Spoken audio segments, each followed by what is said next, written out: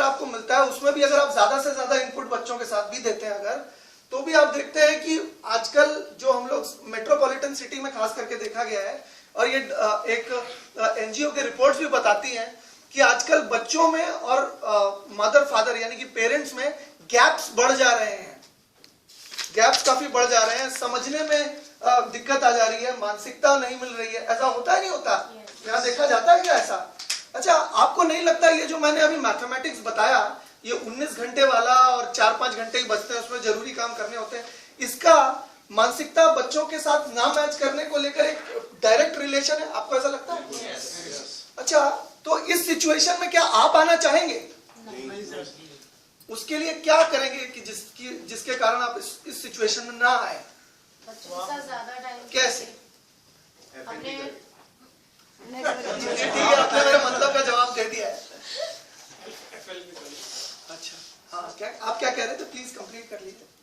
बस इतना कि अपने काम के साथ साथ अपने जो भी वर्क वगैरह करते हैं जिस तरीके से उसको मैनेज कर दें। अच्छा, आपके जान पहचान में अगर 100 लोग हैं, तो आपकी जान पहचान में जो 100 लोग हैं उनमें से कितने लोग वो कर पाते हैं जो आप कह रहे हैं? नहीं कर पाते। एक भी नहीं कर पाता? नहीं कर पाते। मतलब बहुत ही ज्यादा प्रोबेबिलिटी कि आप भी नहीं कर पाओगे। नहीं, मैं कर पाऊंगी। कैसे? क्योंकि मैं एफएलपी ज्वाइन कर सकती हूँ।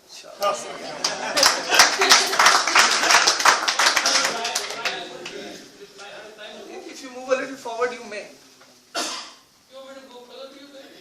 I don't mind. I don't mind. I don't mind. Now tell the reply, please.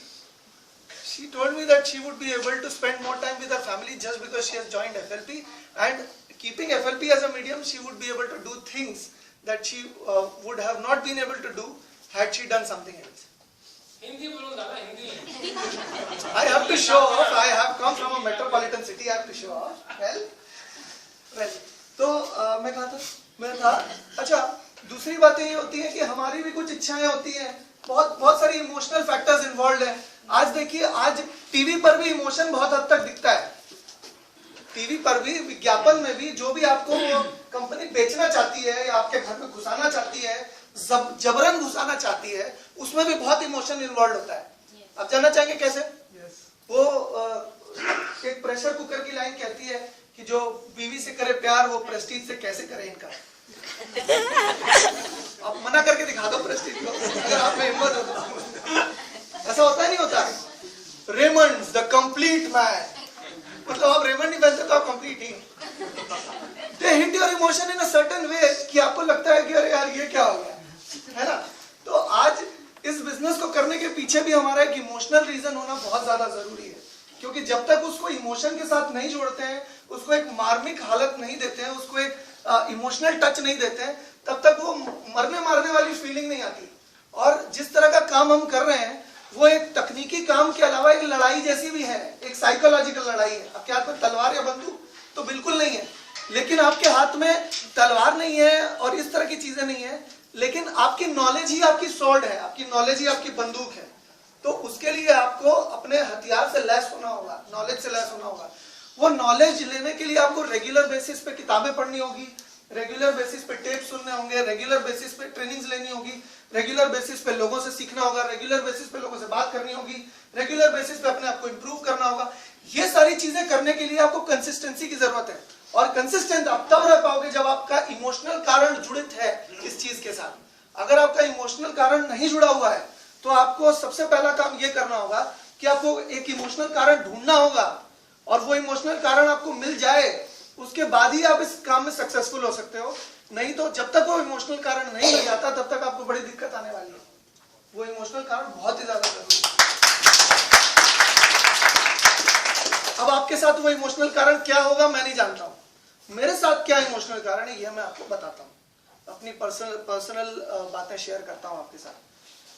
मैं जब पहली बार तो नहीं कहूंगा, जब दूसरी बार एफएलपी के कारण से दिल्ली आया था, और जब मुझे लगा था कि मुझे नॉलेज की और इंफॉर्मेशन की बहुत ज्यादा जरूरत है, मैं यहाँ पर डॉक्टर मेहता के पास रहकर 21 दिनों तक, कितने दिनों तक? 21 दिनों तक लगातार हर दिन यहाँ ऑफिस आता था। और उन दिनों में ही मैं सर से भी मिला था। डॉक्टर साहब ने बोला अगर एफएलपी के बारे में कुछ सीखना है तो तारिक साहब के साथ बैठ जाओ। तो मैं अच्छे बच्चे के साथ की तरफ बैठ गया था। ये बात है 2011 या 2012 की। तो please give him a big hand मेरी तरफ।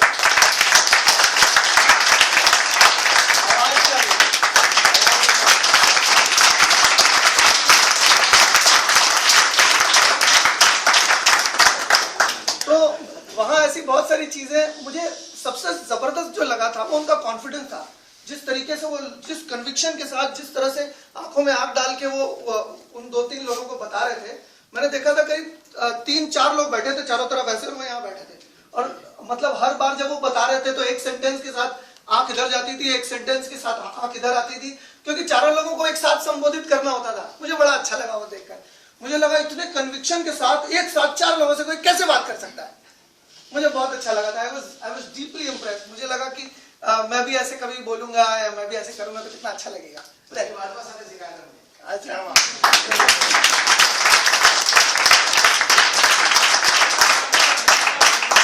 उनके कन्विक्शन पे बात करेंगे तो बहुत लंबा समय लग जाएगा, हमारा टॉपिक बड़ा लंबा है।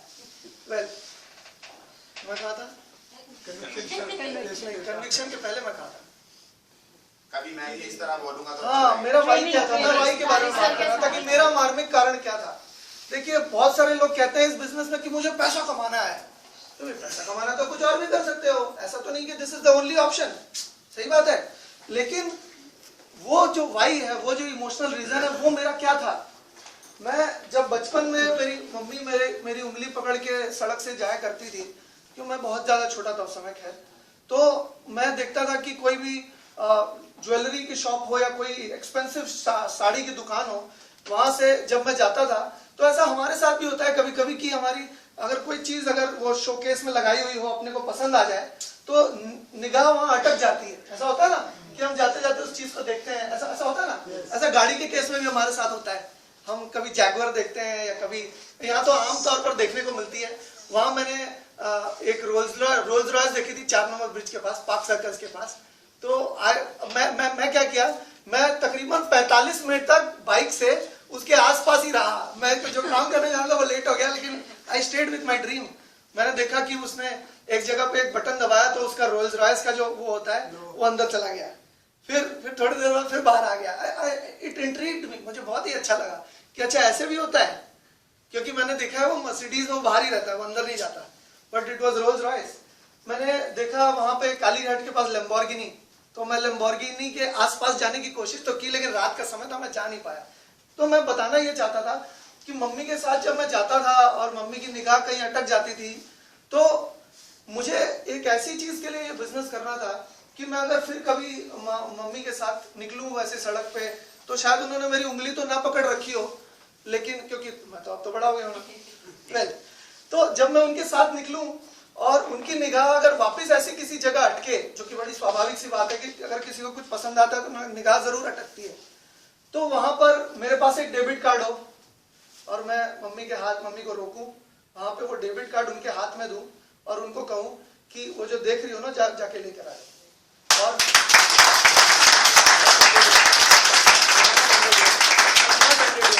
I've not ended yet. और मैं उसे कहूं कि खबरदार जो दाम देखा है, अब ताली बजाएगी। मैं कहूं कि उसको लेकर आ जाओ और खबरदार जो दाम देखा है, खबरदार जो दाम देखा है। मुझे पता ना हो कि उस कार्ड में कितने पैसे हों, और वो स्वाइप करके वो लेकर के आ जाए, और वो कार्ड क्रेडिट कार्ड ना हो, वो कार्ड डेबिट कार्ड। ये इस कारण की वजह से मैं कर रहा हूं कि जिस समय मेरी मदर को जिस सेकंड जो चीज पसंद है, अगले सेकंड में उसके पास होनी चाहिए। इस वजह से ये काम कर रहा हूं। अब ये काम क्यों कर रहा हूं? क्योंकि मुझे नहीं पता कि उसको कितनी एक्सपेंसिव चीज पसंद आने वाली है, मुझे नहीं पता। लेकिन अगर मैं ये काम करता हूं तो मुझे पता है कि कितनी भी एक्सपेंसिव चीज हो वो उसको मिल सकती है अगर मैं ये काम करता हूं तो। This is something which has got some emotional connection to what I want. इस वजह से ये मुझे रात को सोने नहीं देता है, ये कारण है। मैंने अपने फादर को देखा है, वो हावड़ा जूट मिल में फैक्ट्री मैनेजर थे, और क्योंकि एडमिनिस्ट्रेटिव जॉब था उनको जूट मिल के कंपाउंड में ही क्वार्टर दिया हुआ था, जिसमें मैं भी रहता था ऑफ कोर्स फादर के साथ। तो वहां पर क्या होता था कि उनको 14 घंटे का तकरीबन काम होता था, और उसके बाद भी अगर कभी मिल में आग लग जाए या ऐसा कोई एडमिनिस्ट्रेटिव ऑफिसर कहीं बाहर का कोई इंस्पेक्शन के लिए आ जाए या ऐसा कोई भी काम के लिए आ जाए तो उन्हें वहां होना पड़ता था। और इसी वजह से कंपाउंड में घर दे दिया था कि आप यहाँ रहो। उन्हें हमें सारी फैसिलिटीज थी, गैस सिलेंडर 2 महीने के मिलते थे फ्री में, 2 काम करने वाले मिलते थे फ्री में, जब भी चाहिए होता था गाड़ी मिल जाती थी, और इलेक्ट्रिक का खर्चा फ्री था और टेलीफोन का खर्चा फ्री था। बस हमें सिर्फ खाने के ऊपर खर्चा करना पड़ता था, सब्जी के ऊपर, ये हमारा खर्चा होता था।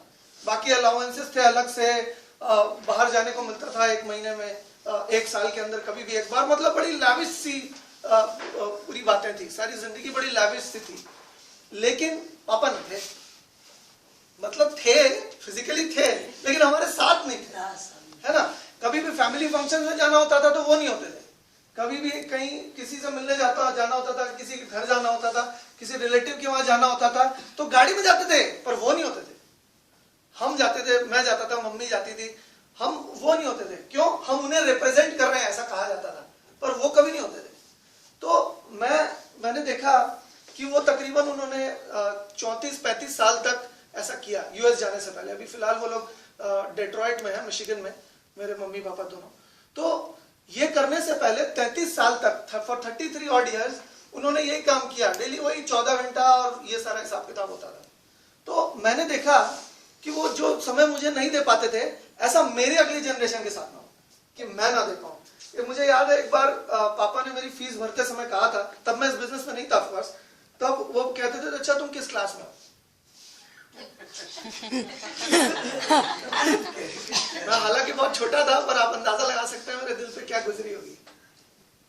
मुझे तो खराब तो लगना स्वाभाविक है कि अरे आपको ये भी नहीं पता हम किस क्लास में। खैर, तो मैं नहीं चाहता था कि ये चीज मेरे साथ हो, मैं ये चीज नहीं चाहता था। और मैं क्योंकि अकेला लड़का हूँ अपने मदर फादर का, तो बहुत सारी ऐसी मेरी बहुत क्रेजी सी डिमांड होती थी। मेरे पास एक साइकिल होती थी, उसके बाद भी मुझे गियर वाली साइकिल चाहिए थी, जो उस समय 4000 की होती थी, आज से 12-15 साल पहले की बात है। तब बस निकली ही थी वो, 12-15-17 साल पहले। तो पापा ने कहा कि भाई कुछ दिन बाद, महीने का एंड था, वो होता है ना महीने का आखिरी में हाथ थोड़ा तंग होता है, और मिडिल क्लास फैमिली में आप जानते होंगे, है ना, ऐसा होता है ना। एक आध लोग कह रहे हैं हाँ, ऐसा होता है कि नहीं होता है? कोई शर्म की बात नहीं, मैं यहाँ खड़ा होकर कह सकता हूँ, तो आप हाँ तो कह सकते हो। It is understood, okay. Implied, okay. ये पानी क्यों है? अच्छा, ये तो यही वाला है। Okay. तो ये जब होता था, तो उनके पास उस समय शायद पता नहीं, मैं नहीं जानता, हाथ तंग हो ये हो वो, लेकिन हर मिडिल क्लास फैमिली में वो महीने का आखिरी वाला एक कोशेंट होता है नहीं होता? तो जब भी मेरी कोई लाविश फरमाइश होती थी, बहुत महंगी फरमाइश होती थी, कभी भी ऐसा आज तक एक वाकया भी नहीं हुआ जब मैंने कुछ कहा और वो ना हुआ हो। लेकिन थोड़ा समय जो लगता था वो मुझे खटकता था कि इतना समय क्यों लग रहा है। आप जब 25 साल से 27 साल से काम कर रहे हैं, तो अभी इतने पैसे नहीं कि 45,000 रुपए का लैपटॉप आ जाए। इंपॉर्टेंट सवाल है कि एक आदमी जो 20 साल, 25 साल, 27 साल नौकरी कर चुका है, उसके पास इतने पैसे ना हो कि झटके से एक साथ लैपटॉप के लिए 45 से 50,000 रुपए निकाल करके दे दे। हो सकता है पैसे हो, लेकिन झटके में 45,000 रुपए निकाल करके दे दे। 27 साल कड़ी मेहनत, 14 घंटा कंसिस्टेंटली करने के बाद भी महीने का आखिरी वाला माहौल फेस करना पड़े। मैं नहीं चाहता था कि मेरे साथ ऐसा कभी महीने का आखिरी हो। मुझे ये सारे प्रोवर्ब्स बिल्कुल पसंद नहीं है। वो पैर उतने पसारो जितनी चादर हो, मैं ये सब बिलीव नहीं करना चाहता था। और मैं चाहता था कि ऐसा कुछ, और this had a very emotional connection with it. आप भी समझ सकते हो कि जो बीती है उसके साथ I had a very emotional connection. और इस वजह से जब मैं यहाँ 21 दिन तक था, जैसे कि मैं अभी थोड़ी देर पहले बता रहा था, तो मैंने बहुत पहले से ही लेना बंद कर दिया था पैसे घर से।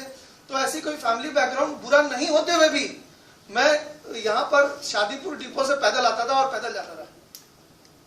ये ऑफिस तक मैं पैदल आता था और पैदल जाता था। मेट्रो में लेता था और उसके बाद मैं पैदल आता था और पैदल जाता था।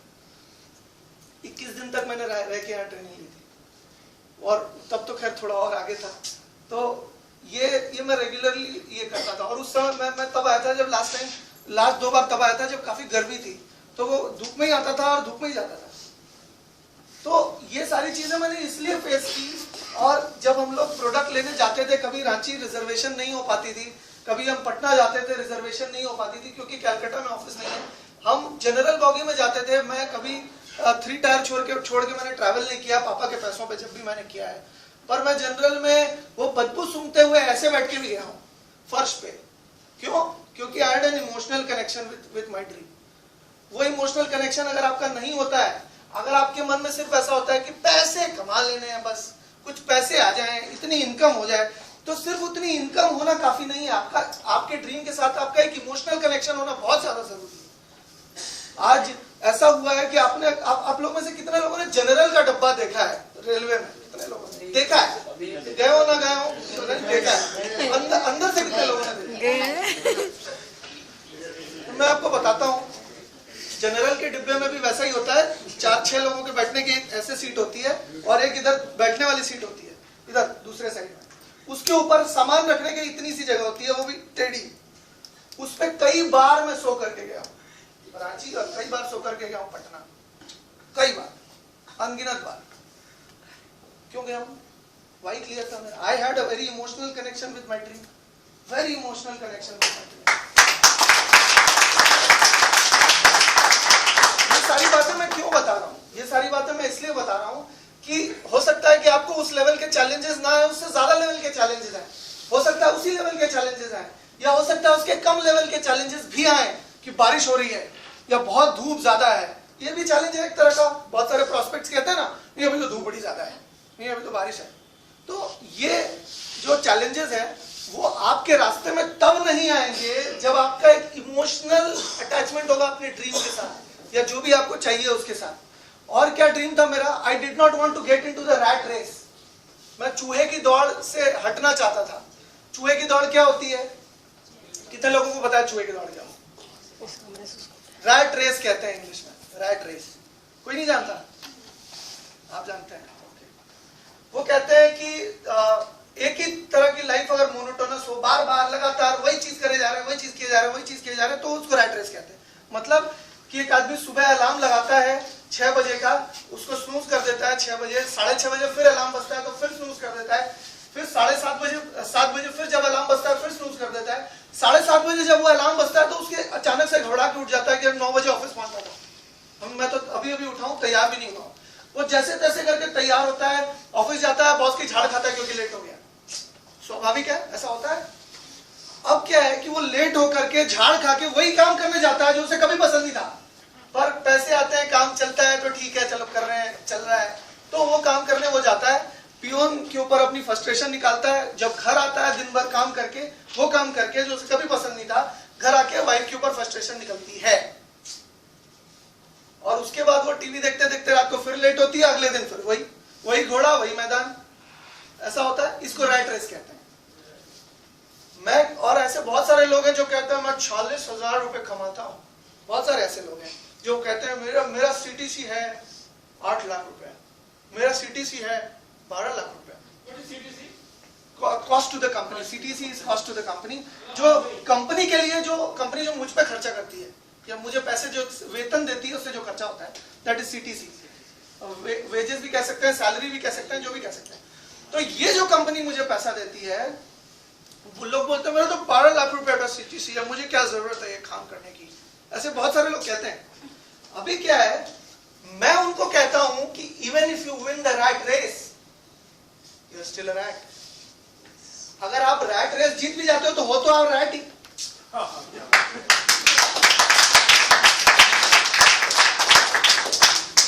अगर आप 12 लाख रुपए का पैकेज कमा भी लेते हो, जाना तो आपको वैसे ही पड़ेगा, उठना तो आपको फिर भी जोर पड़ेगा, जाना तो आपको ऑफिस पड़ेगा, आपको समय तो देना पड़ेगा, तब जाके आपको पैसे आएंगे। जिस दिन ऑफिस जाना बंद, पैसे आना बंद। तो आज हम लोग ऐसी चीज के बारे में बात करने वाले हैं। और मैं ये रैट रेस से बिल्कुल बाहर निकल जाना चाहता था। मैं चाहता था कि ये जो डेली वो चक्की पीसने वाला जो काम होता है ना, चक्की पीसेंगे तो आटा निकलेगा, तब पेट भरेगा। वो डेली चक्की पीसते रहना पड़ेगा। वो लगता है लाइफ टाइम इम्प्रिजनमेंट हो गई है, नौकरी ना होगी, लाइफ टाइम इम्प्रिजनमेंट होगी। तो इससे मैं निकलना चाहता था। मैं जब भी मेरे स्कूल के फंक्शंस होते थे तो मैं बहुत पहले जब स्टार्टिंग मैंने की थी तब मैं फर्स्ट सेकंड आता था। उसके बाद में कभी भी एकदम अव्वल नंबर या फर्स्ट नहीं आया, सेकंड नहीं आया, तो मेरे मम्मी पापा मेरे को हमेशा इनकरेज करते हुए कहते थे कि हमें कब तुम्हारी वजह से वो स्टेज पे जाने को मिलेगा, वो जो स्टेज पे वो देते हैं ना, प्राइज देते हैं वो बच्चों को कि जो लोग बहुत अच्छा करते हैं, एकेडमिक्स में बहुत अच्छा करते हैं, तो उनको प्राइज मिलता था। स्टेज पे मम्मी बैठी होती थी तो मम्मी बोलती थी, देखो उन लड़कों को, कुछ सीखो, क्या करते हैं वो लोग, देखो उनको स्टेज पे सम्मानित किया जा रहा है, देखो कुछ सीखो। तो मैं चाहता हूँ कि वो तो स्कूल का स्टेज हो सकता है कि 1500-1200 लोग होते होंगे वहां पे, बच्चों और पेरेंट्स को मिला के।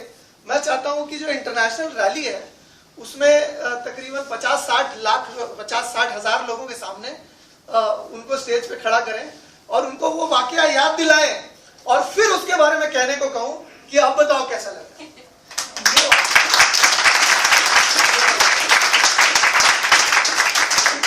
वैसे तो ये जो बात मैंने बताई उसका पैसे से कोई लेना देना नहीं है, लेकिन क्योंकि एक इमोशनल रीजन अटैच है इसके साथ, इसलिए मेरे लिए बहुत बड़ी बात है।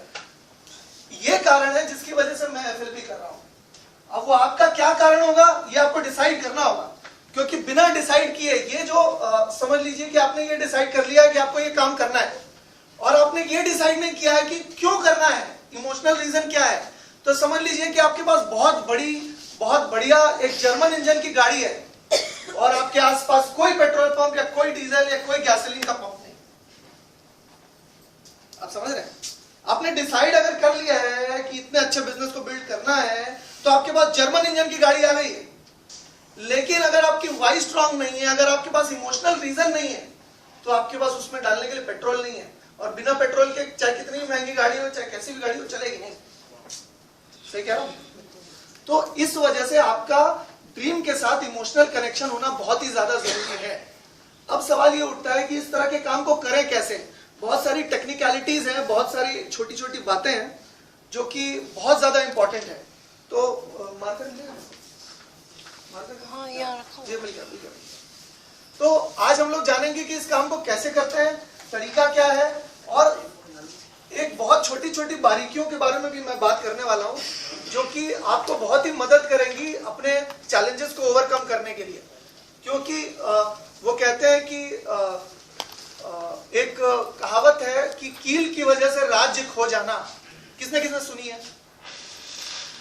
कील की वजह से राज्य खो जाना किसने किसने सुनी है? किसी ने नहीं सुनी है?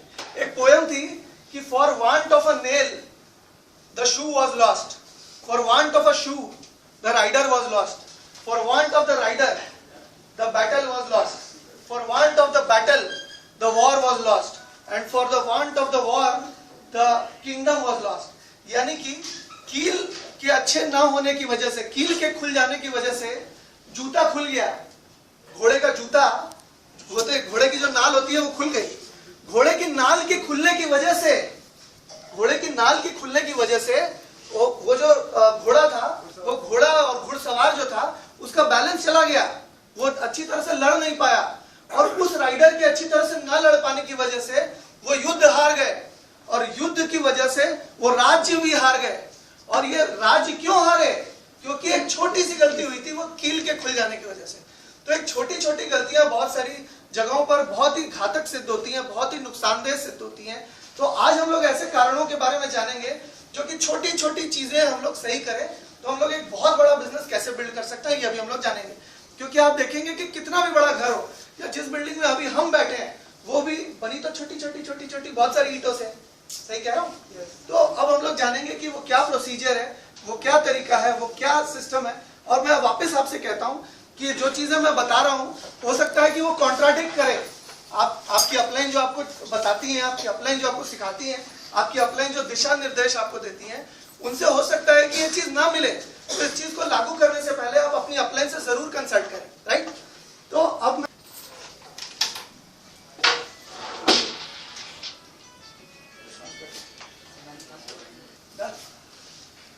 तो चलिए अब हम लोग इस प्रोसेस के बारे में बात करते हैं। हर किसी के सब पॉइंट्स हैं, अगर वो सब पॉइंट्स अगर आप लिख लेंगे तो आपको बहुत ही ज्यादा फायदा होगा। आपको अच्छी तरह से समझ में आएगा कि क्या चीज का क्या फंक्शन है, और इसमें हर स्टेप का अपना अपना महत्व है। तो सबसे पहला है ड्रीम बिग। अच्छा, आपकी अगर कोई गाड़ी है, उसके टैंक में तकरीबन 27 से 30 लीटर पेट्रोल आ जाता है, और आपके पड़ोसी की एक गाड़ी है, उसकी टैंक में 127 लीटर पेट्रोल आ जाता है, तो उसकी गाड़ी ज्यादा दूर जाने के चांसेस है या आपकी गाड़ी ज्यादा दूर जाने के चांसेस है? है इसकी सुनाई नहीं दे रहा है। उसकी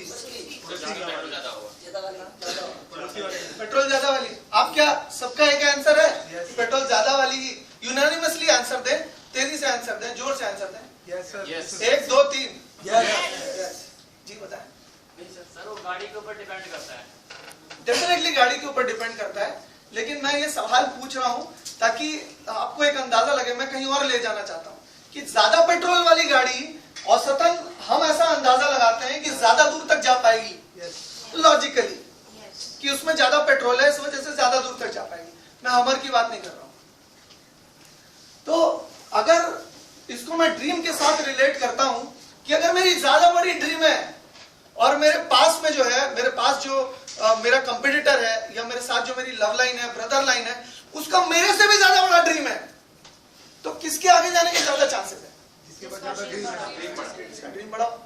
अब ड्रीम बड़े होने को लेकर के मैं आपको एक और स्टोरी सुनाता हूं। एक बार क्या होता है कि एक टीचर छोटे बच्चों को एक होमवर्क देती है कि बच्चों कल तुम लिख करके लेकर आना कि तुम्हारा ड्रीम क्या है, तुम जिंदगी में क्या करना चाहते हो। तो होता यह है कि अगले दिन बच्चे लिख कर लाते हैं और वो टीचर कॉपी चेक कर रही होती है कि किसने किसने लिख कर लाया है और कौन कौन लिख कर नहीं लाया है। अब क्या होता है कि वो एक बच्चे की डेस्क पे जाती है और वो देखती है कि एक बच्चे ने लिख रखा है, I want to become a business tycoon, ऐसा लिखा हुआ है। वो उस बच्चे को गौर से देखती है और उसकी कॉपी में एक बहुत बड़ा सा क्रॉस मार्क लगाती है और 0 दे देती है। Marks on a scale of 10 0 दे देती है और उससे कहती है तुम किसान के लड़के हो, ये सब बड़ी बड़ी बातें मत करो, कल से तुम वापस अपना ड्रीम लिख करके लेकर आना, तब मैं तुम्हें नंबर दूंगी।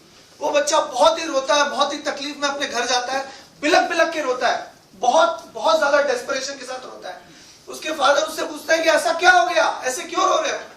तो उसके फादर से पूछता है देखिए ऐसी ऐसी बात है, मैं गया था स्कूल, टीचर ने मुझे कहा था कि ऐसे ऐसे अपनी ड्रीम लिख कर लेकर आना, और मैंने जब ऐसी ड्रीम लिखी थी तो मैं जब स्कूल में गया तो टीचर ने काट दिया, 0 बैठा दिया और मुझे कहा कि तुम किसान के लड़के हो, तुम्हारी औकात नहीं है कि तुम ऐसी ड्रीम लिखो और तुम कल वापस ड्रीम लिख करके लेकर आना।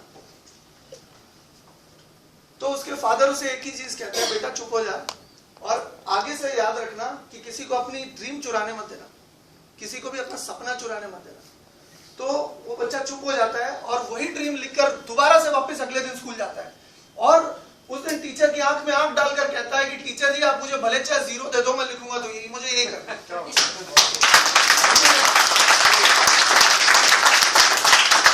और उसके बाद उस दिन के बाद तकरीबन 20 साल के बाद उस टीचर के पास एक इनविटेशन आता है कि एक बहुत बड़ा बिजनेस सेमिनार है, एक बहुत बड़ा बिजनेस टाइकून्स की मीट है और एक 5 स्टार एक 6 स्टार होटल में उस टीचर को इनवाइट किया जाता है। उसके पास एक पास आता है वहां का, तो वो हैरत में पड़ जाती है कि ये पास मेरे पास कहां से आ गया, मैंने तो कभी ऐसा कुछ किया नहीं बिजनेस जैसा, तो ये पास मेरे पास आया कहां से। फिर क्या होता है कि वो जब वहां वो पहुंचती है तो वहां पर उसके लिए उसका नेम प्लेट लगा के एक चेयर रखी हुई रहती है, तो वो बहुत ही हैरान परेशान वो चेयर पे जाके आराम से बैठ जाती है। फिर वहां पर एक बंदा आता है कुछ देर बाद और वहां पर उस टीचर को बोलता है, टीचर जी आपने मुझे पहचाना, मैं वो लड़का हूं जो एक बार आपकी क्लास में हुआ करता था और मैंने एक ड्रीम लिख करके आपको दी थी, आपने कहा था वो कभी नहीं हो सकता, तो आज मैंने आपको यहाँ पर स्वयं इनविटेशन देकर बुलाया है ताकि मैं आपको 2 बातें कह सकूं। पता है वो क्या बातें थी? वो कहना चाहता था सॉरी और थैंक यू।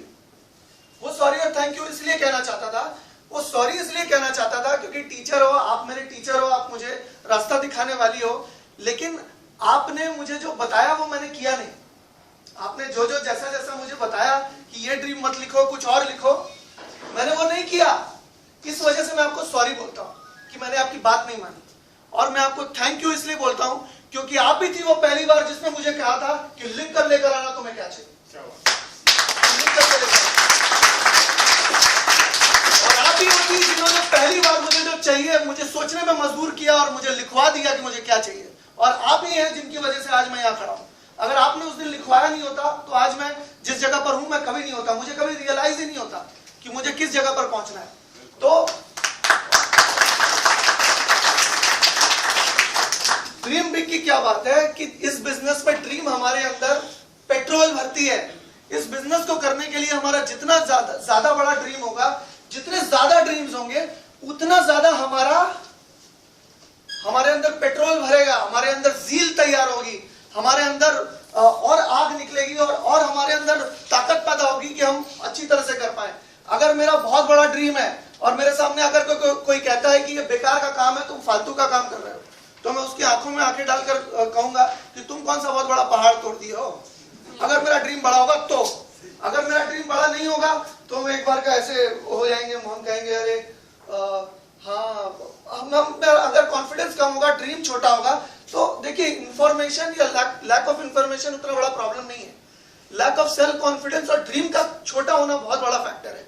अगर मेरे अंदर कॉन्फिडेंस नहीं है तो कोई दिक्कत नहीं है, लेकिन अगर मेरा ड्रीम बड़ा नहीं होगा तो कोई भी मुझे ओवरलैप कर जाएगा, कोई भी मुझे मेरे ऊपर हावी हो जाएगा। लेकिन अगर मेरा ड्रीम बड़ा होगा तो मेरे ऊपर कभी भी हावी नहीं हो सकेगा। अच्छा, आप क्या चाहते हो कि आपके ऊपर कोई कभी भी हावी हो जाए किसी भी तरह से? मैं हाथ ऐसे ही उठाता हूं मैंने आपको। आप चाहते हो कोई आपके ऊपर हावी हो जाए? तो इसी वजह से हमारा ड्रीम बिग करना बहुत जरूरी है। अच्छा, आप मुझे ये बताइए कि बड़ा ड्रीम होना क्या कोई पसीना बहाने वाला काम है? नहीं।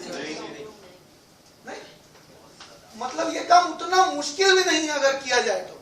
सही कह रहा हूं? यानी कि ड्रीम बिग करना कोई मेहनत मजदूरी वाला काम नहीं है। यानी कि अगर एफर्ट दिया जाए, सोचा जाए, तो ये किया जा सकता है। पॉसिबल है? तो ये आप करोगे? से या 3 टाइम्स आप ये करोगे? यस। आप ये करोगे? यस। आप ये करोगे? Yes. Then do it. Dream बड़ा होने का बहुत सारे और भी फायदे हैं जो कि मैं ग्रेजुअली अपने सीक्वेंस में आपको बताऊंगा।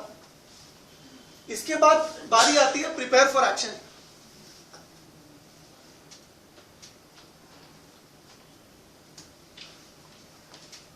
अच्छा, प्रिपेयर फॉर एक्शन से क्या समझते हैं आप? प्लानिंग करना। कोई बोलना चाहेगा प्रिपेयर फॉर एक्शन से उसको क्या समझ में आता है?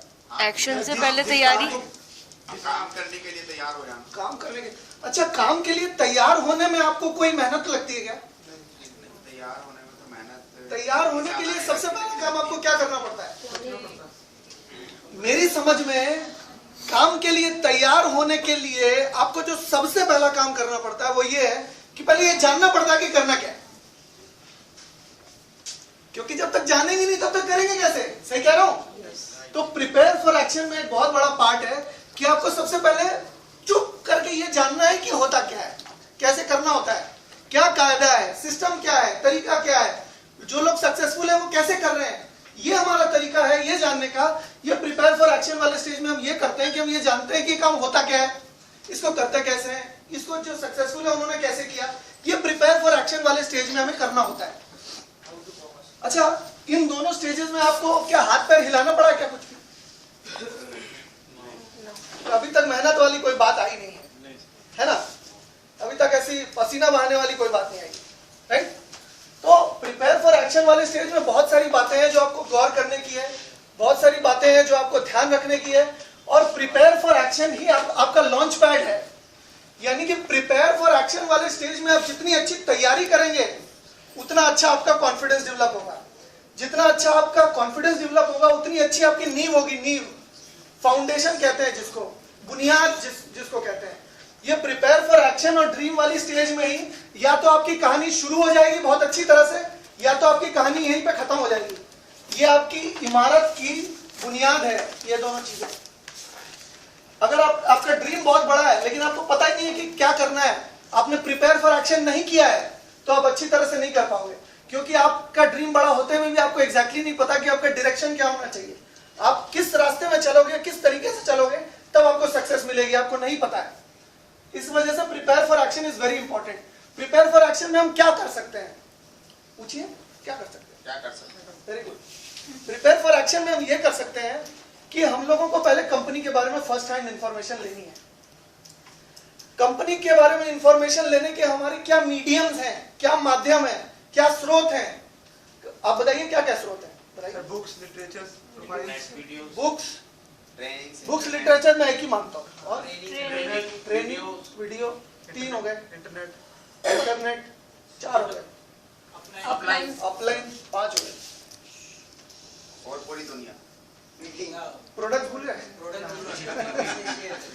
तो ये 3-4 तरीके हैं जिनसे हम ये जान सकते हैं कि हम कंपनी क्या है, या कंपनी के बारे में फर्स्ट हैंड इनपुट या फर्स्ट हैंड इंफॉर्मेशन हमें मिल जाएगी इन 4-5-6 मीडियम से।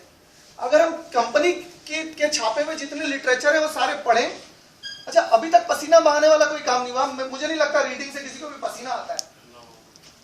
और मैं ये भी मानता हूं कि अगर मेरा ड्रीम बड़ा है और अगर ड्रीम बड़ा होने के बाद अगर मुझे पसंद भी नहीं है रीडिंग करना मुझे पसंद नहीं है, तो भी मैं करूंगा। क्यों?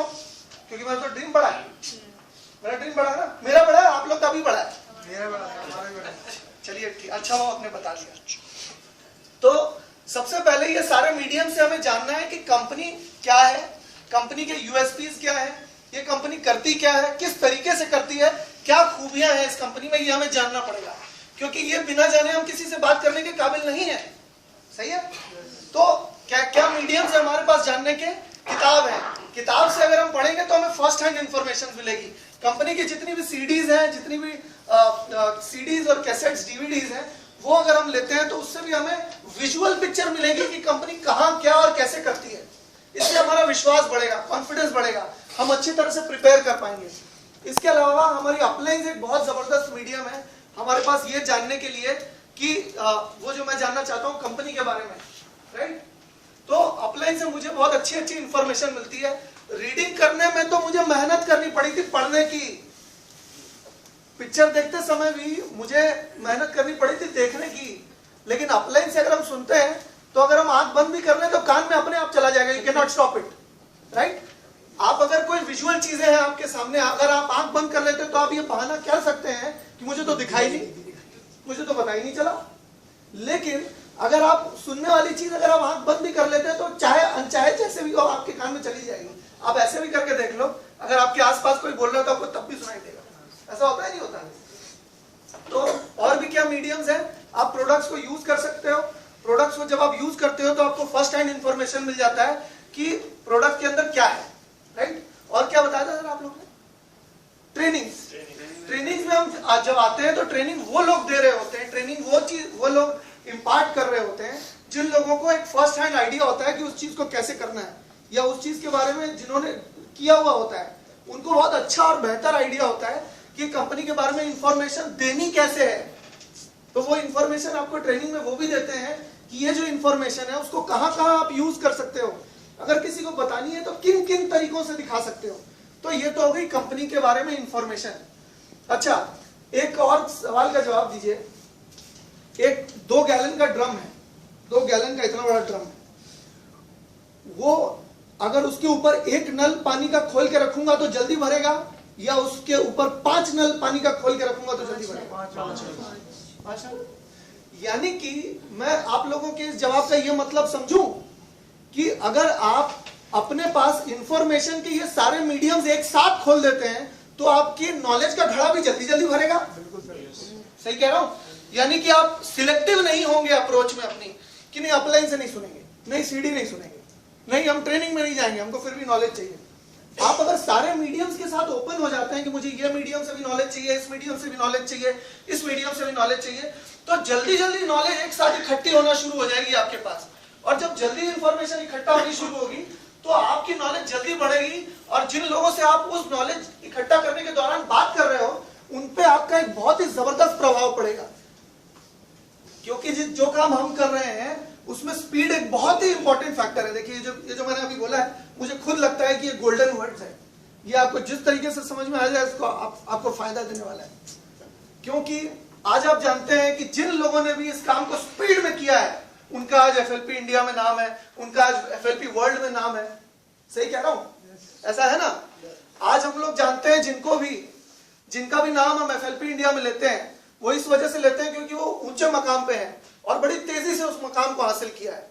अभी हम कुछ समय से एक नाम सुन रहे हैं मिस्टर सूर्य सिन्हा जी का।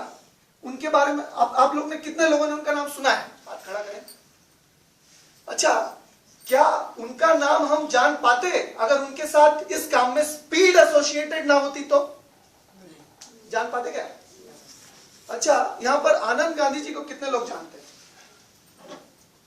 बहुत कम हाथ है जो नहीं खड़े हुए हैं। खैर, तो आप क्या ये बात महसूस करते हैं कि उनके काम के साथ भी अगर स्पीड एसोसिएटेड ना होती तो उनको भी शायद हम नहीं जानते?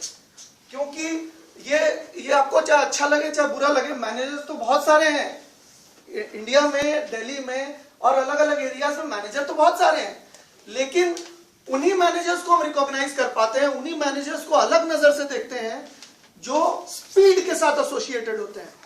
आज हम जेन लीच के बारे में बात करते हैं, आज हम अटीला गिडोफेल्वी के बारे में बात करते हैं, आज हम एडमंड रामोस के बारे में बात करते हैं, आज हम स्टीव वैन एंडल के बारे में बात करते हैं, और ऐसे बहुत सारे लोग हैं। इनफैक्ट 2 नाम मैंने ऐसे बताए जो कि सर रिलेट कर सकते हैं उन नामों से। आज हम ऐसे नामों के बारे में जानते हैं, मिक्लोस बार्किक्स के बारे में हम जानते हैं, आज हम रॉल्फ किप के बारे में जानते हैं जिन्होंने 1995 में एफएलपी को ज्वाइन किया था। तो उनको भी हम जानते इसीलिए हैं क्योंकि उनके काम के साथ स्पीड एसोसिएटेड है। और एक बात पक्की है कि स्पीड आपके काम के साथ तब एसोसिएटेड होगी जब आप स्पीड से इंफॉर्मेशन लोगे और स्पीड से इंफॉर्मेशन दोगे।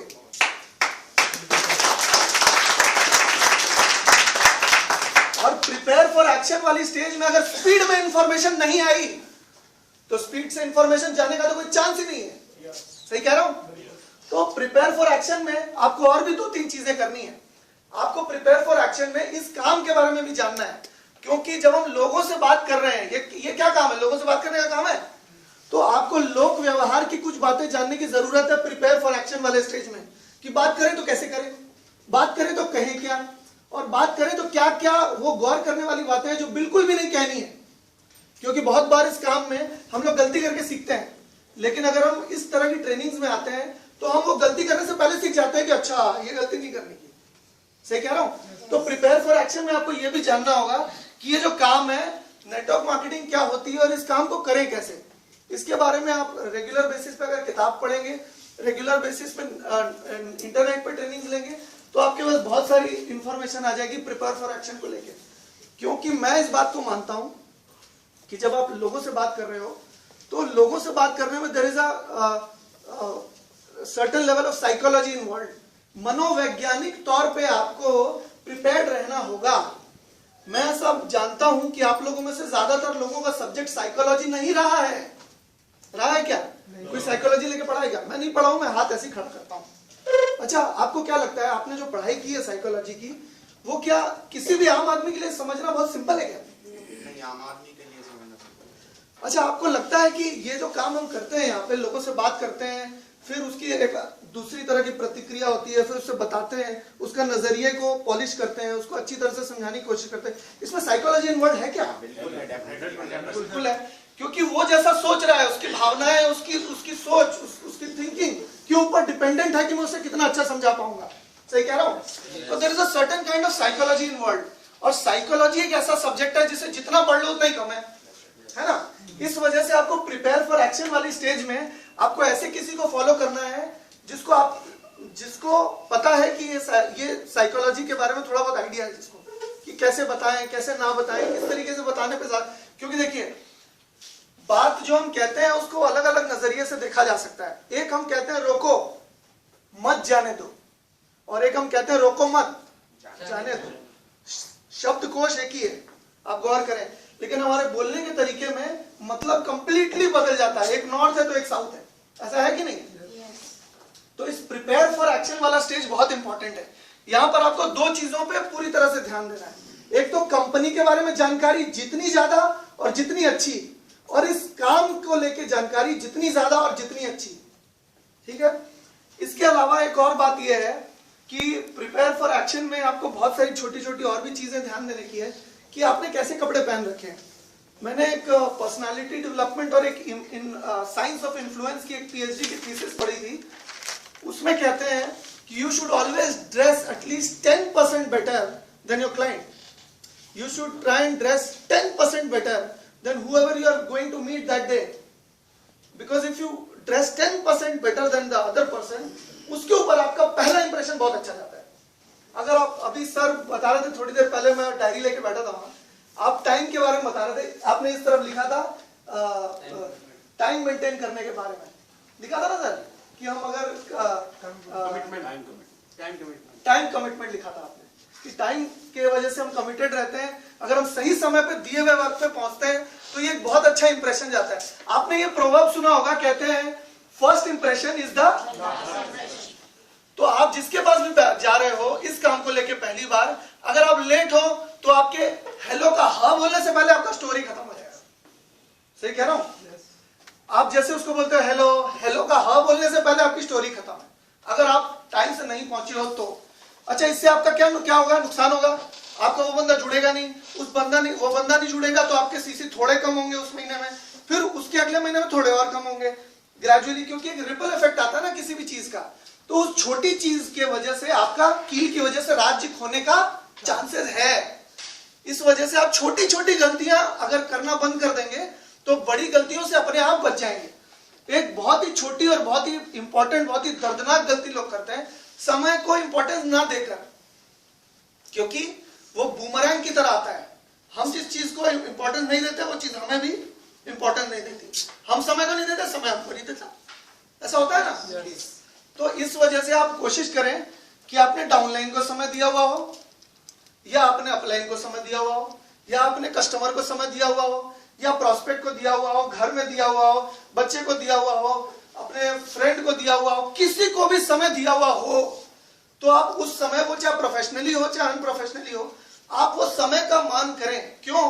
क्योंकि अगर आप समय का मान करेंगे तो अगर वो आपका प्रोस्पेक्ट है, फ्रेंड है, बिजनेस में अभी तक नहीं जुड़ा है, उसके ऊपर एक बहुत अच्छा मैसेज जाएगा कि ये मेरे समय की कदर कर रहा है। और जब हम उसके समय की कदर करेंगे तो ग्रेजुअली उसके ऊपर एक अच्छा मैसेज जाएगा और मेरे प्रति विश्वास डेवलप होगा। अभी जो मैं आपको बता रहा हूं, you have two options, either to believe me और नॉट टू, राइट? मैं तो आपको जबरदस्ती नहीं कर रहा हूं, मुझ पे विश्वास करना ही पड़ेगा। लेकिन आप मुझ पे विश्वास क्यों कर रहे हो? क्योंकि you know that I am making sense, right?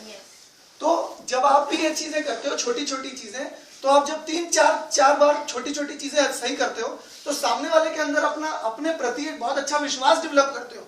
और ये विश्वास जब डेवलप होता है तब ग्रेजुअली वो आपकी बात मानता भी है, सुनता भी है, और जो आप कहते हो करता भी है। आप में से कितने लोगों को ऐसा लगता है कि आपने विद बिजनेस और विदाउट बिजनेस, ऐसा कभी हुआ है आपके साथ कि आपने किसी को कुछ कहा हो उसने ना सुना हो? मेरे साथ ऐसा हुआ है कि मैंने फ्रेंड को कुछ ऐसा कहा हो उसने ना सुना हो, मैंने मदर को कहा हो, फादर को कहा हो, कुछ भी कहा हो, पर उन्होंने नहीं सुना। बहुत लोग हाथ नहीं उठा रहे, समझ में नहीं आया शायद। तो ऐसा इस वजह से होता है क्योंकि हम क्रेडिबिलिटी खोते हैं। हर किए गए कार्य से हम क्रेडिबिलिटी या तो गेन करते हैं तो क्रेडिबिलिटी खोते हैं। ये भी एक प्रिपेयर फॉर एक्शन का बहुत ही इंपॉर्टेंट स्टेज है कि प्रिपेयर फॉर एक्शन में हमें नैतिक आचरण करना पड़ेगा। ये एक ऐसा बिजनेस है जहां पर आप नैतिक तौर पे आचरण करना भी आपको सिखाया जाता है, जो कि किसी स्कूल में नहीं सिखाया जाता। पॉजिटिव रहना किसी स्कूल में नहीं सिखाया जाता, पर आपको यहाँ सिखाया जाता है। यहाँ पर एक बहुत ही इंपॉर्टेंट चीज है कि प्रिपेयर फॉर एक्शन में ये भी है कि आपका ड्रेसिंग सेंस अच्छा होना चाहिए, आप समय पर पहुंचने चाहिए। और एक और बहुत इंपॉर्टेंट बात है जो कि मैं समझता हूं कि इस बिजनेस में बहुत ही ज्यादा इंपॉर्टेंट है। अगर आप प्रोडक्ट्स की स्केल पे कंपेयर करने को मुझे कहें या इस बिजनेस के तौर पे कंपेयर करने को कहें तो मैं इस चीज को 90% का इंपॉर्टेंस देता हूं, 90% का इंपॉर्टेंस देता हूं। और वो चीज है इंथुजियाज्म या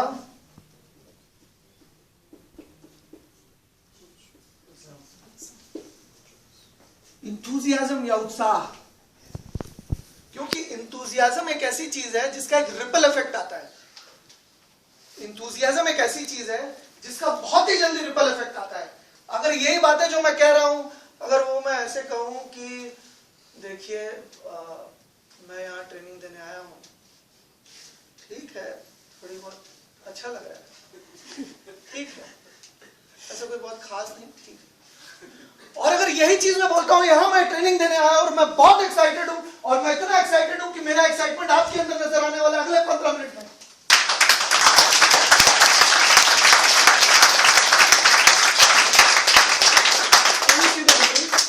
क्या आप अंतर नोटिस कर पाते हैं? अगर इस तरीके से आप अपने आप को व्यक्त करेंगे, आपको क्या लगता है? आपने शायद तमिल में भी बोला तो उसको समझ में आ जाएगा इन बिजनेस। आपने जो बोला उसको समझ में नहीं आएगा, आप तमिल या तेलुगु में भी बोल देंगे तो उसको समझ में आ जाएगा ये बकवास नहीं कर रहा, राइट। अगर आप तमिल तेलुगु में भी वैसे इंथुजियास्टिक होकर प्लान दिखा दोगे तो बंदा ज्वाइन कर ले। सही कह रहा हूं सर?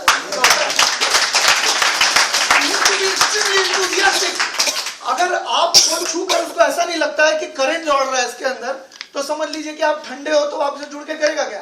क्योंकि जब भी आप किसी को ज्वाइन कराते हो या जब भी आप किसी को ज्वाइन कराना चाहते हो, उसके मन में दो सवाल होते हैं, can I trust you and will you help me. वो ये सवाल आगे चल के किसी से पूछता नहीं है।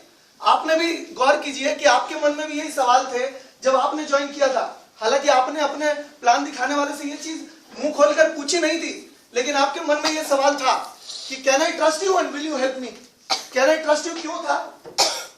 कैन आई ट्रस्ट यू इसलिए था क्योंकि आपको जो इंफॉर्मेशन दी जा रही थी, आप ये अपने मन में सवाल कर रहे थे कि क्या ये जो बंदा इंफॉर्मेशन दे रहा है इसको क्या ट्रस्ट किया जा सकता है? जो इंफॉर्मेशन ये दे रहा है क्या ये सही होगी? क्या मैं इस पर विश्वास कर सकता हूं या कर सकती हूं कि ये जो इंफॉर्मेशन दे रहा है सही देगा? क्या ये जो बातें बताएगा सही बताएगा? मन के अंदर होता है। अब अगर कोई क्लोज रिलेशन का हो या कोई फ्रेंड हो, अच्छा रिलेशन हो, तो हमें ये सवाल का जवाब आता है, हाँ ये बंदा मुझे जो बताएगा वो झूठ नहीं बता सकता, मुझे गलत नहीं बता सकता। तब जाके वो विश्वास। और ये सवाल ऐसा है जो मनोवैज्ञानिक सवाल है, ये कोई भी किसी से पूछेगा नहीं। लेकिन आप भी गौर करें कि आपने जब भी जिसको भी ज्वाइन किया इस बिजनेस में, अगर आप उस पर ट्रस्ट नहीं कर सकते होते तो आप नहीं करते इस बिजनेस को उसके साथ। सही कह रहा हूं? दूसरा सवाल होता है विल यू हेल्प मी, क्योंकि ये बिल्कुल एक नया सब्जेक्ट है। जब मैंने इस बिजनेस को ज्वाइन किया, मैं डेबिट और क्रेडिट को छोड़ के कुछ नहीं जानता था। लेकिन सवाल मेरे लिए ये था कि इस बिजनेस को जो मेरे को बता रहा है, मेरे सामने रख रहा है, वो क्या मेरी मदद कर पाएगा? क्योंकि हम सब ये जानते हैं कि अकेला चना भाड़ नहीं फोड़ता है। इस वजह से अगर जो मुझे इस बिजनेस के बारे में बता रहा है, अगर वो मेरी इस बिजनेस के बारे में मदद नहीं कर पाएगा तो अकेला तो मैं वैसे भी कुछ नहीं कर पाऊंगा। तो दूसरा सवाल ये होता है कि विल यू हेल्प मी, क्या तुम मेरी मदद करोगे? अब आप अपने साथ ये बात को रिलेट करके देखिए कि अगर आपको जवाब ये मिलता, जिसने भी आपको प्लान दिखाया था, अगर आपको जवाब ये मिलता कि ये मेरी मदद नहीं करेगा, तो क्या आप उतने कंफर्टेबली होकर जुड़ पाते हैं जितने कंफर्टेबल होकर आप जुड़े? नहीं। तो जब ये सवाल आपके लिए रेलिवेंट है, आपके लिए लाजमी है, तो आपको क्या लगता है जिसको आप बता रहे हो उसके लिए लाजमी नहीं होगा? बिल्कुल होगा। तो आप हमेशा अपने हाव भाव, अपने पहनावे, अपने आचरण, अपने बिहेवियर से ये दो क्वेश्चन जरूर सामने वाले का सॉल्व करने की कोशिश करें कि you can trust me and I will help you. मैं जब प्लान दिखाता हूं तो मैं जरूर कहता हूं सामने वाले को, मैं ये अपना एक्सपीरियंस शेयर कर रहा हूं, मैं उसको ये दोनों सवाल भी पूछ लेता हूं कि देखिए ये दो सवाल हैं जो कि आमतौर पे लोगों के मन में आते हैं, उसके आया हो चाहे ना आया हो मैं कह देता हूं। फिर उसे कहता हूं देखिए अगर आपको मैं कुछ गलत बताता हूं तो आज नहीं तो कल आपको ये काम करते हुए पता चली जाएगा कि मैं आपको गलत बताया हूं, तो आपका विश्वास टूट जाएगा मेरे प्रति और आप ये काम हो सकता है ना भी करो, मेरा सम्मान ना भी करो। तो वो कहता है हाँ बात तो सही है। तो मैं कहता हूं कि मैं कभी भी अपना सम्मान खोना चाहूंगा? तो वो कहता है नहीं, आप कभी भी इच्छा करके तो ऐसा कभी नहीं करेंगे। फिर मैं दूसरी बात उससे पूछता हूं कि मैं आपकी यहाँ मदद जरूर करूंगा, क्योंकि अगर मैं आपकी मदद करता हूं और आपका फायदा होता है तो मेरा भी एक छोटा फायदा जरूर होता है। तो मैं आपका नुकसान करके अपना नुकसान नहीं करना चाहूंगा, इस वजह से मैं आपकी मदद जरूर करूंगा। ये मैं हर प्लान में हर किसी को बताता हूं, और जब मैं ये बताता हूं तब उन लोगों का ये डाउट क्लियर हो जाता है, हालांकि हो चाहे ना हो आने वाले समय में आ जाता है। तो ये बहुत सारी चीजें हैं जो प्रिपेयर फॉर एक्शन में, और भी बहुत सारी बातें हैं जो कि मैं आपको छोटी छोटी और बताता हूं। देखिए अगर यहाँ कोई नहीं बैठा होता तो मैं चाहे जितना भी अच्छा बोल लेता, कोई फायदा होता क्या? नहीं ना। यानी कि ये जुगलबंदी किस्म का ये है काम है, यानी कि ये तुम दाल डाल हम पात पात किस्म का। यानी कि आप जो भी एज एन ऑडियंस करते हो उसका भी रिपल इफेक्ट आता है। यानी कि आप जब किसी भी सेमिनार में बैठे हो, आप किसी भी बिजनेस प्रेजेंटेशन में बैठे हो, तब अगर आप बैठे हुए एंथुसियास्टिक नहीं हो तो आपके साथ बैठा हुआ प्रॉस्पेक्ट भी एंथुसियास्टिक नहीं होगा। आपको कोशिश ये करनी है कि आप उस समय जब आप प्लान देख रहे हो तब एंथुसियास्टिक हो, ताली ऐसे ना बजाओ। आपको बात समझ में आ रही है? क्योंकि जब आप ताली ऐसे बजाते हो ना तो उससे कोई रिपल इफेक्ट नहीं आता। आप इंथुजियास्टिक हो ऐसा सामने वाले को नहीं लगता। तो जिस गेस्ट को आप आज लेकर आए हो उसको लगता है कि ये बिजनेस को के साथ जुड़ के ये तो खुशी नहीं है, ये तो इंथुजियास्टिक ही नहीं है, ये तो उत्साहित ही नहीं है। इस वजह से वो सोचता है तब मुझे भी उत्साहित होकर क्या मिल जाएगा, इसलिए वो भी उत्साहित नहीं होता। आप जब लोग जनरली ये देखा जाता है कि हम किसी बिजनेस सेमिनार, बिजनेस प्रेजेंटेशन में जाते हैं तो जिसको भी लेकर जाते हैं प्लान कोई और दिखा रहा होता है, हम बार बार उससे देखते हैं कि वो क्या कर रहा है, वो सुन रहा है नहीं सुन रहा है ना, वो देख रहा है कि नहीं देख रहा, वो इधर तो नहीं देख रहा, वो उधर तो नहीं देख रहा, यही देखते रहते हैं। इससे उसके पास मैसेज क्या जाता है, इससे उसके पास मैसेज ये जाता है कि ये जो स्पीकर जिसको एडिफाई करके, जिसके बारे में अच्छी बातें बता के मुझे यहां लाया है, उसके लिए, इस आदमी के लिए वो स्पीकर उतना इंपॉर्टेंट नहीं जितना मैं।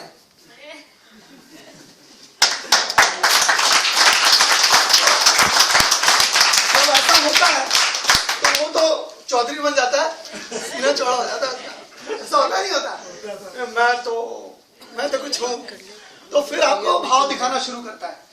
आप उस बिजनेस प्रेजेंटेशन में भी ज्यादा इंपॉर्टेंस स्पीकर को दें, उसको ना दें, क्योंकि आप उसको इंपॉर्टेंस देंगे तो चने के झाड़ पे तो चढ़ना ही चढ़ना है, समझ रहे हो? तो इस वजह से ये भी प्रिपेयर फॉर एक्शन में आता है। आप अगर वहां डायरी लेकर बैठोगे और वो जो बातें बताई जा रही है वो लिखोगे रेगुलर बेसिस पे, तो इससे क्या होगा, इससे ये होगा कि उस बंदे को जिसको आप लेकर आए हो उसको ये पता चलेगा कि वो जो बता रहा है स्पीकर वो इंपॉर्टेंट है इसके लिए, इसलिए वो लिख रहा है। तो वो भी वही करने, आपने देखा होगा ऐसा भी होता है कि कभी कभी जब स्पीकर जो आते हैं, जो भी आते हैं, तो लोग खड़े होकर ताली बजाते हैं, ऐसा होता है ना। तो जो नया गेस्ट है उसको तो पता ही नहीं कौन आ रहा है, वो तो पहचानता भी नहीं है, फिर भी क्योंकि सबको खड़ा हो गया वो भी खड़ा है, ऐसा होता ही नहीं होता। तो वो लोग वही सारी चीजें करते हैं, वही सारी चीजें करते हैं जो हमको करता हुआ देखते हैं। तो आपको जो भी करना है ऐसा करना है जिससे वो वही करे जो कि आप चाहते हो कि वो करे, राइट? तो हमारे पास कितना सवाल, 2 बज गया ना, 3 बजे तक है हमारे पास। चलो मैं और तेजी से करता हूँ। तो प्रिपेयर फॉर एक्शन में आप अपने आप से सवाल करें कि प्रिपेयर फॉर एक्शन में ऐसी कौन कौन सी चीजें हैं जो आप कर सकते हैं जिससे आप और इंप्रूव होंगे, और ज्यादा अच्छी तरह से कर पाएंगे। लिस्ट बिल्डिंग में और क्या है, इसके बाद आता है नंबर लिस्ट बिल्डिंग का, क्योंकि list building is very important. List building में क्या होता है कि आप समझ लीजिए एक बही खाता बनाते हैं। बही खाता समझते हैं? अच्छा, हम लोग ये क्या कर रहे हैं, बिजनेस कर रहे हैं, सर्विस कर रहे हैं? बिजनेस कर रहे हैं। अच्छा, बिजनेस का एक बुक्स ऑफ अकाउंट्स होता है, खाता बही, एक हिसाब किताब होता है। एक ऐसा बिजनेस बताएं जिसमें हिसाब किताब रखने की जरूरत नहीं। ऐसा कोई बिजनेस है क्या? नो सर, हो भी नहीं सकता, कहां से होगा? ऐसा कोई बिजनेस नहीं है जिसमें हिसाब किताब रखने की जरूरत नहीं होती। यानी कि अगर ये बिजनेस है तो इसमें भी डेफिनेटली कुछ ना कुछ हिसाब किताब तो रखना जरूरी है। तो यहाँ हमारा हिसाब किताब क्या है, यहाँ पर जितने भी ड्रीम्स हम लिखते हैं वो हमारा एसेट है। क्या है? एसेट को हम कैपिटलाइज करेंगे, है ना, और वो रोलिंग रहेगा बिजनेस में, ऐसा ही होता है होता है। फिर हम ड्राइंग्स करके धीरे धीरे उसको निकाल भी लेंगे, ऐसा ही होता है ना। तो ये हमारी लिस्ट बिल्डिंग क्या होती है कि इसमें हम उन लोगों का नाम लिखते हैं, इसमें हम उन लोगों का नाम लिखते हैं जो लोग जिनको हम जानते हैं, जो हमारे एक्वेंटेंसेस हैं, जिनको किसी भी तरह से जिनसे मेरी